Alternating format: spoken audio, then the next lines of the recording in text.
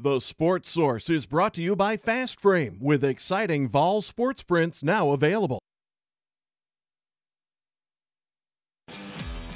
This is The Sports Source, presented by Bill Hotz and Associates, and by Renewal by Andersen, with your host, John Pennington.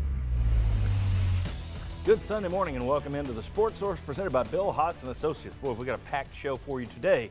I keep thinking it's going to slow down a little bit, but it doesn't. We've got basketball, we've got football recruiting, and then we've got some catch-all topics later in the show that cover sports offerings that have been going on all week. And for those of you that had heard that Keith Jackson had passed away this week, at the end of the show, we're going to have a couple of his best Tennessee-related football calls, so you want to stick around for that. Let's get right into today's show. Since it's going to be so packed, let's move in. First segment, brought to you by Bill Hotz and Associates. And folks, there is, so many of the jokes out there are attorney jokes, and the folks at Bill Hotz and Associates know that. And so many of the jokes out there are people that try and be funny in all their ads on television for the attorneys out there. But it's not a laughing matter when you're the person who's been seriously injured in an accident and it's someone else's fault. Huge medical bills can result, time off from work. Bill Hotz and Associates, they've spent more than 30 years protecting accident victims from worst-case scenarios. Look at that website, memorize it, and remember the name, Bill Hotz and Associates. Very happy to have them as they start their second year on the Sports Source with us. They're a great sponsor to have. All right, want to welcome in this round of panelists. These are great guys to have, too. Our basketball analyst, Mark Pankratz, former Vol assistant coach over there, former D1 basketball player, Mark Pankratz. Josh Ward right there, Mike Strange right down there, and Mr. Chuck Cavaliers back with us down there on the end this week. Okay, the number 23 Volunteers won their third game in a row yesterday, so it's blink of the eye and we're talking about, well, they're 0-2, and then bang, they run off 3 in a row. They knock off Texas A&M, a team that going into the conference season, you thought, well, that might be the most talented team, and now they're over. But Tennessee gets off that 0-2 start, runs off of 3 wins in a row, wins at Vanderbilt this week, and then it gets Texas A&M. It's a very good week for the Volunteers. Mark, your opening thoughts on yesterday's win versus Texas A&M? Well, my wife quickly always reminds me that I picked A&M to win the league, and now they're 0-5, so we've got that going for us. But the best thing about the A&M game was that regardless of how Grant Williams was playing, he was not as dominant as he was versus Vanderbilt, but Tennessee kept playing through them, and that shows me growth and maturity. If you remember that Villanova game earlier in the year, Villanova was making their run. We got away from Grant Williams, and so this team is getting their identity playing through Grant Williams.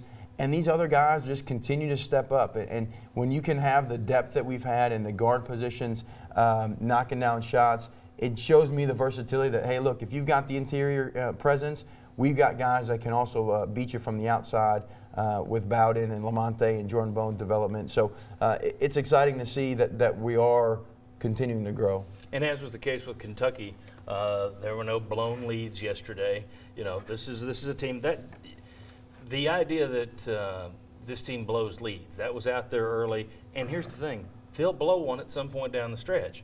But I think you can get over the fact that they blow every game. Clearly they don't. You've had 2 losses that way. They handled Kentucky and held on at the end. They handled Texas A&M. They never gave that one away.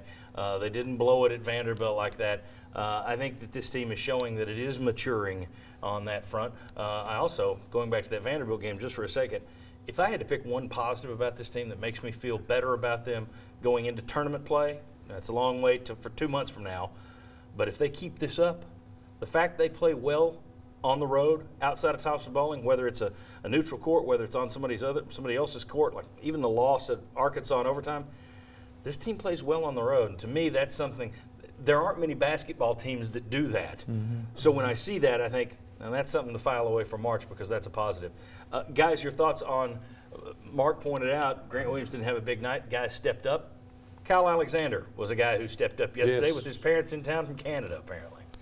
Yeah, Kyle's coming off maybe his worst game as a player, at least playing important minutes for Tennessee earlier this week against Vanderbilt, and turns around and plays probably his best game as a Tennessee basketball player when he needed to. That would be an example of players having to step up. Grant Williams hit a shot late in the game, which was important, and as Mark said, they're continuing to go through them. But if others don't step up with those opportunities, then it doesn't matter. So Bowden, Bone, Kyle Alexander, Admiral Schofield does so much for Tennessee's basketball team. The depth is shown because there are a lot of names to talk about of guys that are doing good things for the Vols. Yeah, Alexander, 14.6 rebounds yesterday. Yeah, I like the guard play for the most part yesterday. Jordan Bowden got back involved. He, kind of been searching for some consistency there. I like what Lamonte Turner and James Daniels are bringing off the bench, and when Jordan Bone, I think that is such a talented guy, and when he's got the eye of the tiger and stays engaged, I really like their guard play right now. And as you say, that saved them on a day when Grant Williams was having some trouble against the taller defenders. I mean, Williams and Schofield both. You had your two guys who a week ago were saying, okay, now we're seeing these two stepping up. This is where you're looking at. Well, they both had an off night when you combined the two of them yesterday, and yet you're able to make up for it. Chuck, your thoughts on yesterday's game? Well, I mean, the thing I like about Tennessee is it looks like you can count on them playing hard on defense every game. And I think you really have to have that. And I also like there's no panic. I mean, at Vanderbilt, you're down, 10 or 12 late in the first half, maybe even around halftime. Score 57 points, I think it was, in the second half. So they've got a lot of, I think, interchangeable parts. But, boy, it's really a different team when Grant Williams is on the floor and he's really clicking. Mark, go ahead. I was just going to say, defensively or rebounding-wise, Texas A&M was the best team in the league coming to that ball game last night. We hold them to 6 offensive rebounds. We out-rebounded by 9.